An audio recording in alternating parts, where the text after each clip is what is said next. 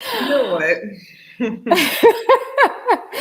Well, that's a good way to start our live today. Greetings, happy Wednesday to you, Hello. Deborah and Bakakul.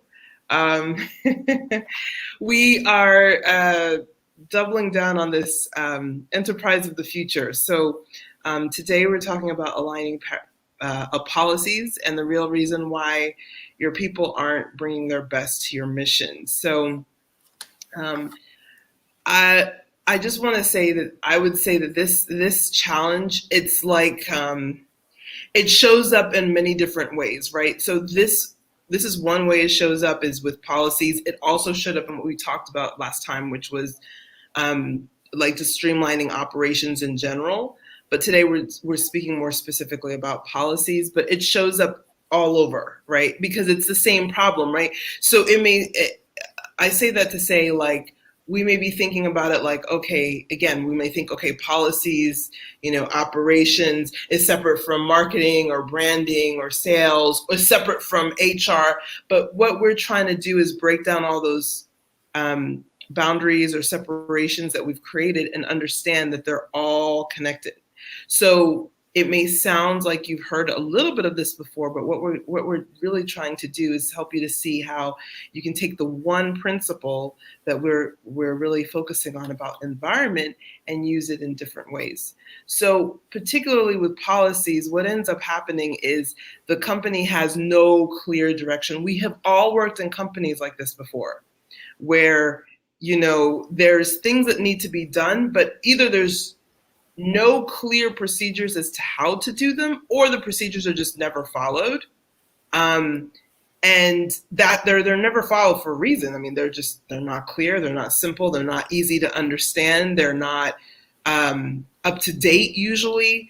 And that's because they're more, usually when you see procedures or policies, they're very tactical. You shall do things this way. I remember once in one of the jobs I was a construction person, so I had a hard hat and I had a polo shirt on.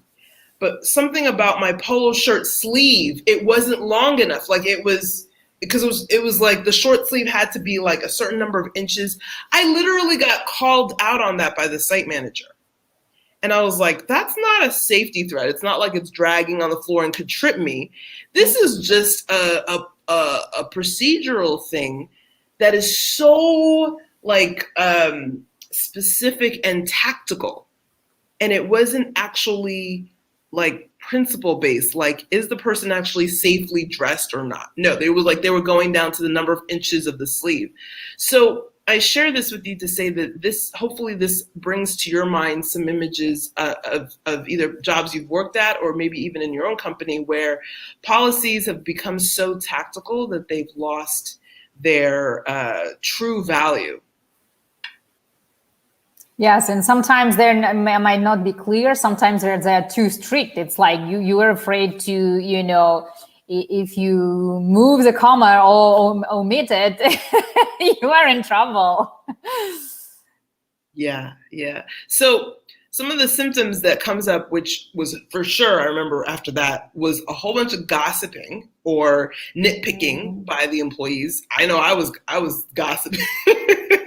I wasn't gossiping, but I was complaining because I was like, this is, silly. Like, an inch and a half on the sleeve of my shirt, right?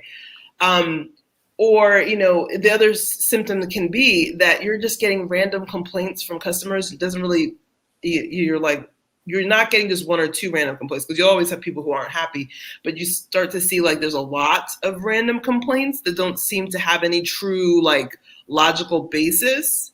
That's another possible symptom. And then another symptom is, maybe you're even feeling trapped.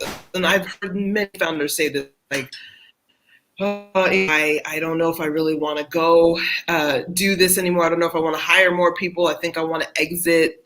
Even Tony Hsieh, in his first company, he exited highly successful company, which was Link Exchange. He exited because he just got to this place after a few years where he felt trapped by his company. He wanted out.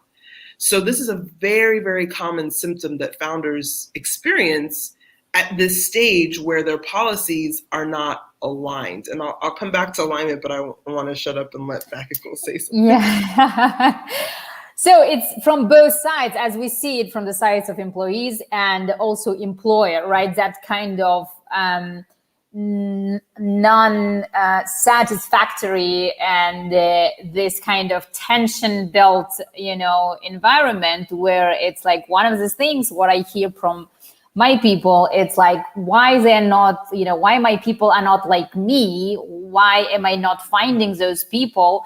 Then it's also creating the problem of delegating tasks. And one of those, as we are talking to Mavericks and Trailblazers, they are like, we have this factory built in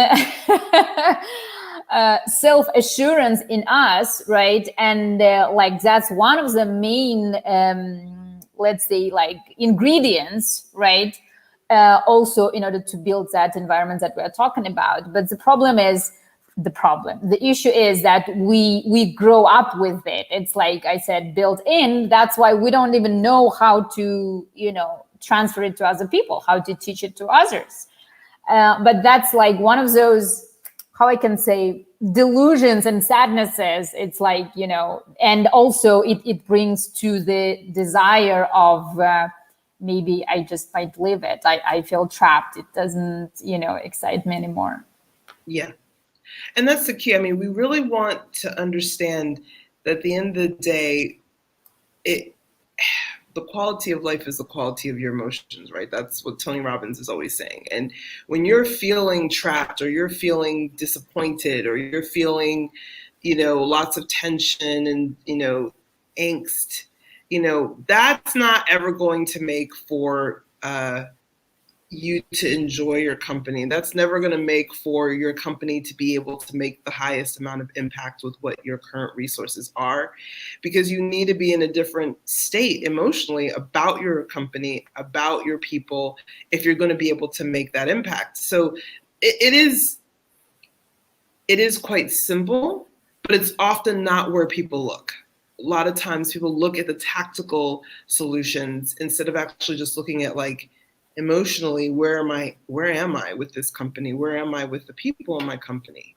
Does it feel like a burden or does it feel like a joy, right? And, I always go back to the illustration of a child because it's just so appropriate, right? It's like, parenting is so challenging, and for everyone, parenting is challenging in different ways. No two parents have the same challenges, but tactical challenges, but we all have the same overall principles behind our challenges. And parenting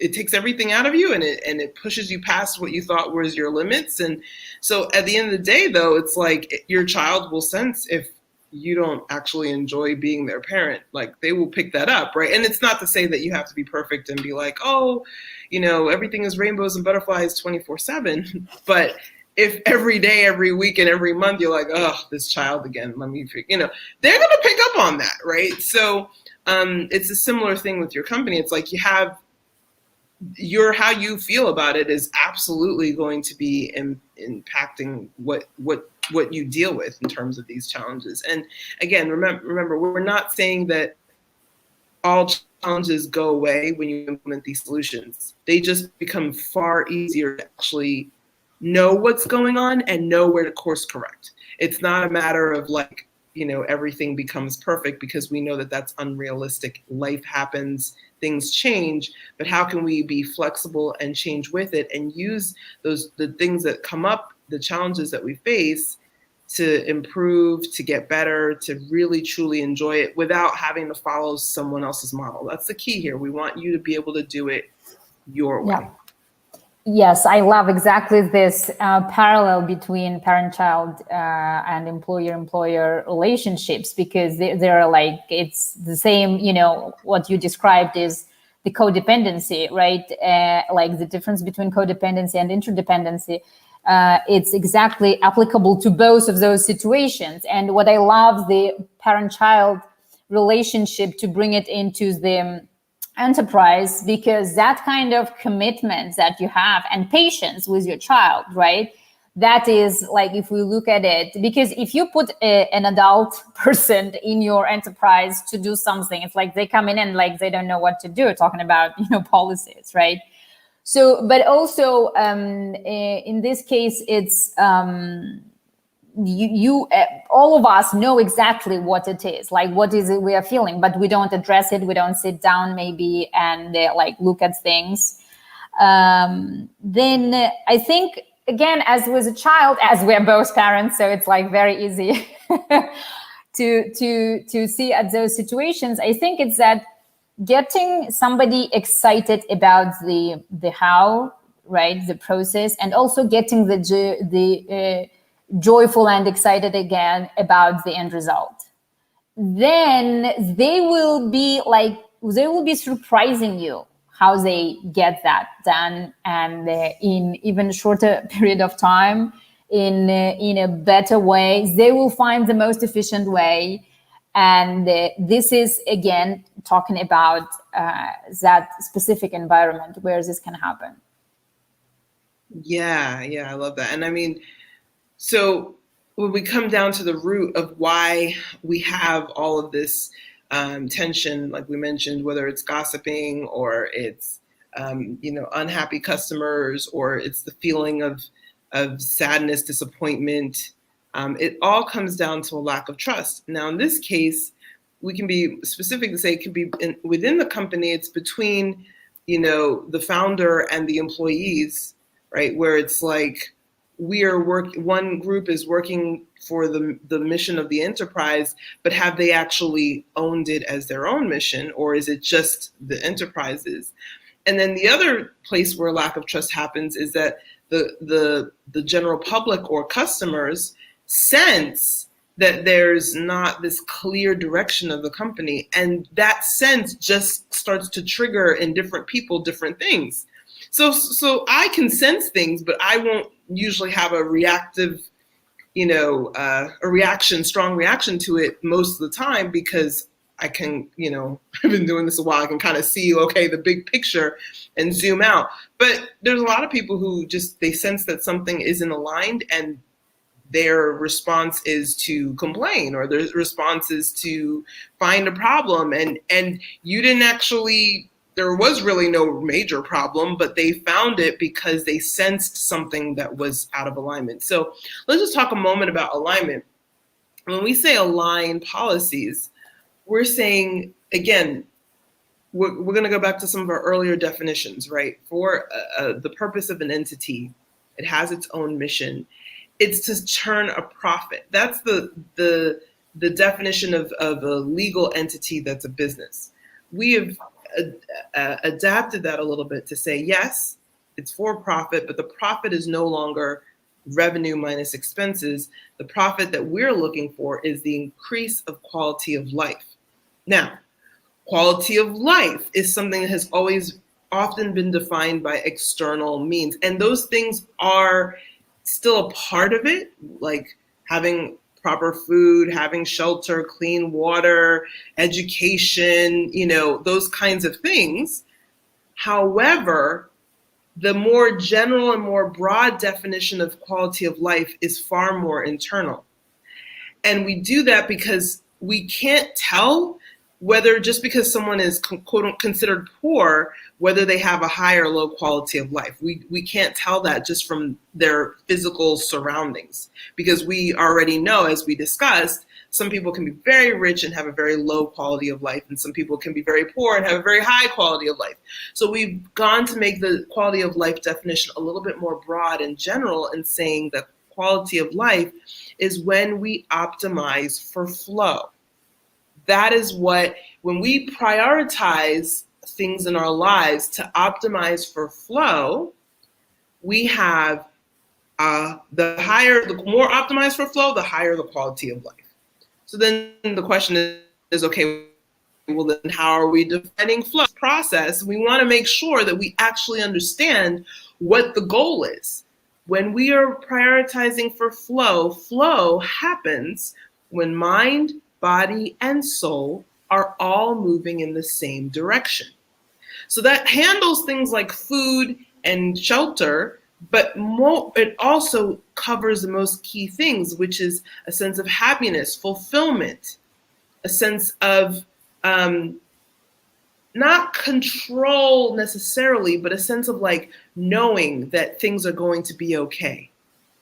Those are all hallmarks of quality of life that cannot necessarily be observed or measured externally. The individual has to measure that. So now, when we think about a business having a profit that is increasing quality of life, that is optimizing for flow, that is helping mind, body, and soul to move in the same direction, let's take that definition and now let's bring it back to aligning policies. So to optimize for flow, the policies, which could be considered the mind of the entity, have to be aligned with the soul of the entity, which was the first block that we talked about previously, of how the entity is here for its own purposes. It has its own unique purpose that's different from every other entity, that it has a mind of its own. So it's not something that we have to control, but simply, observe, guide, and support. And that the company has values, core values, that are the foundation upon which all of its messaging and branding and all of the other things come into place. Part of that is operations, and that's where we are now when we're talking about aligning policies. So I hope you're with me thus far. That's a lot, and I'm just doing a really quick recap here, because that way you have the context for this particular content. So specifically, in aligning policies, we're trying to get the body of the operations of the company to line up or align with the soul and the intention and the purpose of the company. Yes, it reminds me again of the family enterprise parallel, right? Because to bring together the policies which is aligned and in the flow, it's like the same as with the family, right? Because we're talking about values, we're talking about unity. And I think as for the families, and especially for enterprise now, what is changing, if until now it was like, oh, we are together as a family against the world, right? That was like this last several centuries, that was the mindset of the family and also of the enterprise. That's why there is this whole competition thing, right? Instead, what if like all coming together in the same going to the same direction for the world, right? What if the family, as its family, we mean traditional family, but a family as an enterprise is coming together in the unity for the, bringing the good for the world. All the things are changing. And what we are doing here for you, me and Deborah, we are anticipating what is coming. So this, if you resonate with what we are talking here about, I encourage you to reach out to us, because this is something that is coming. It's early, still very early for like 99% of people.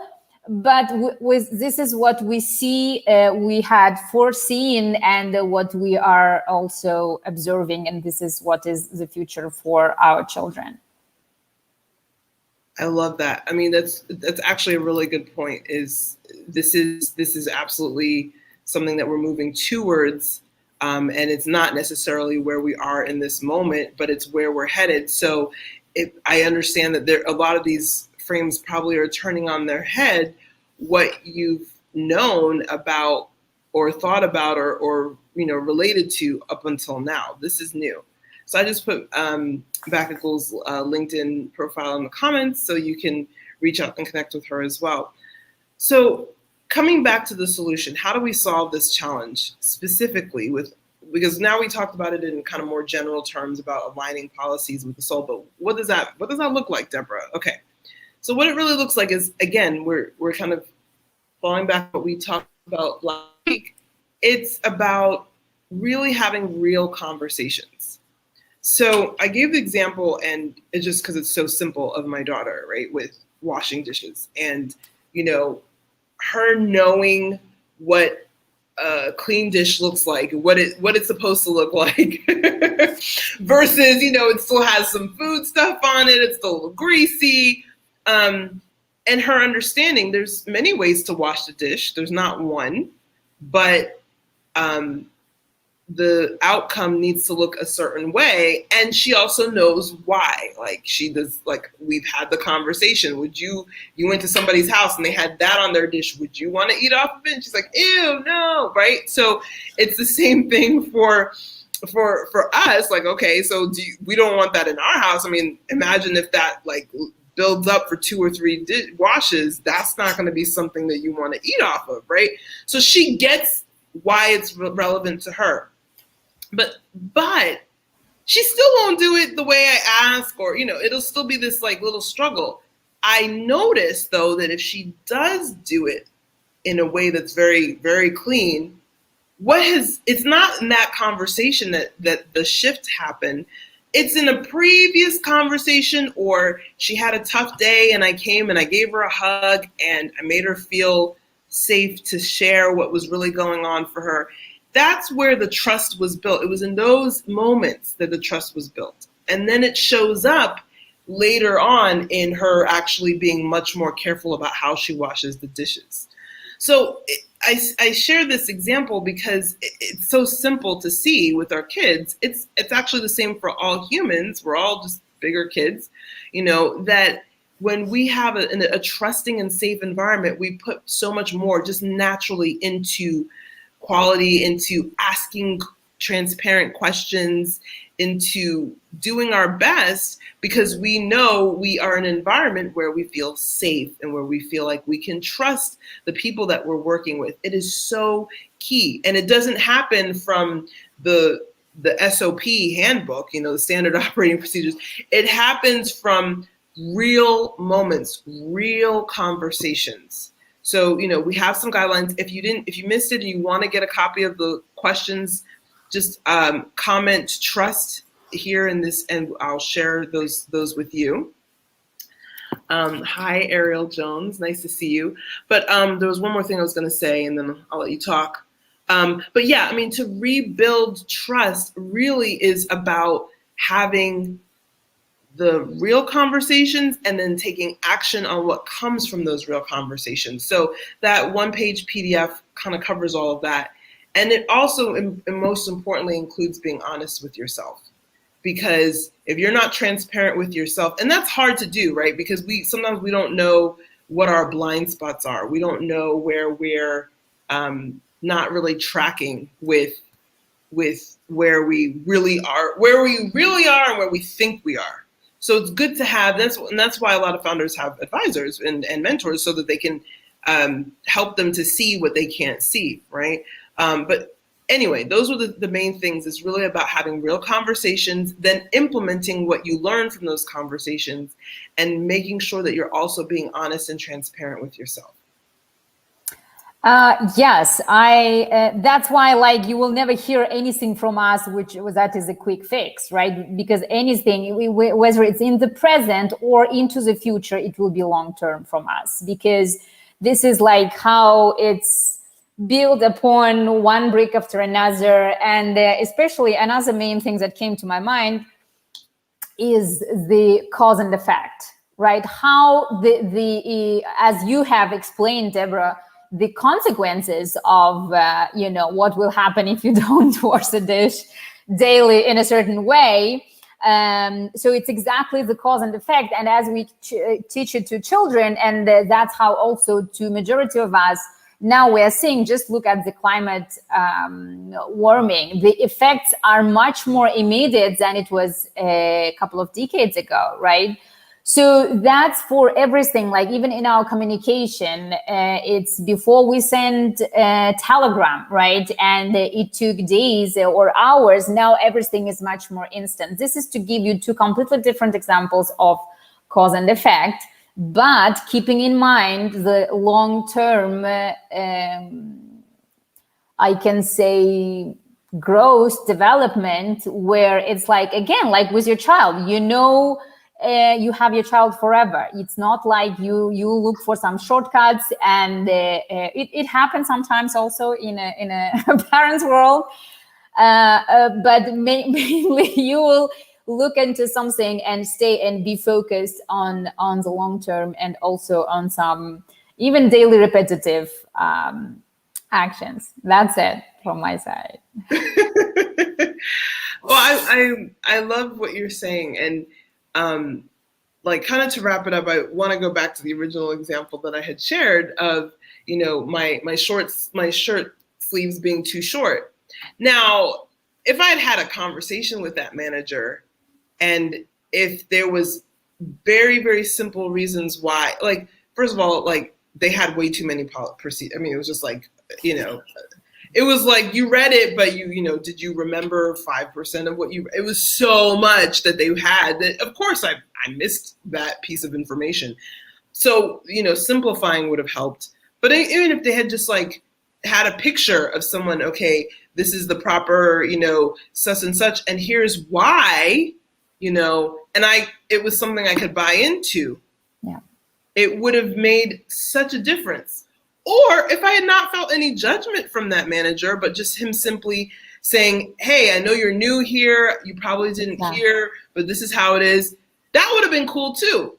Or if I'd had a conversation with the manager when I first got on site, and I actually felt like I knew something about him, it also would have changed the energy of that interaction, right?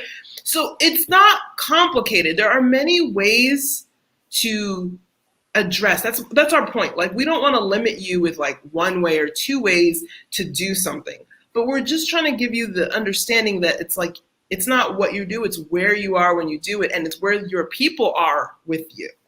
So this is something that's incredibly, it's like people just miss this, right? It's like I wrote something yesterday about the business in the bathwater. It's like people get so caught up in the tactical strategies, and they miss this, like, the essence of how it is that you really truly can allow the company to be its own entity, allow your people to be themselves and to find their own way, but still be able to manage all of these different things. It's not through trying to control, it's through building and establishing safety and trust in your company. Amen. Yes, this was a great conversation. I enjoyed it very much. Thank you, Deborah. Thank you. So if you want the list of questions that we have shared, just go ahead and comment trust in the comments, and I will make sure that you get a copy of that, because that kind of gives you a couple practical you can do today suggestions and instructions on how you could get started in having these real and transparent conversations with your people and being able to make a difference. All right. See you next time. All right. Thanks. Bye. Bye.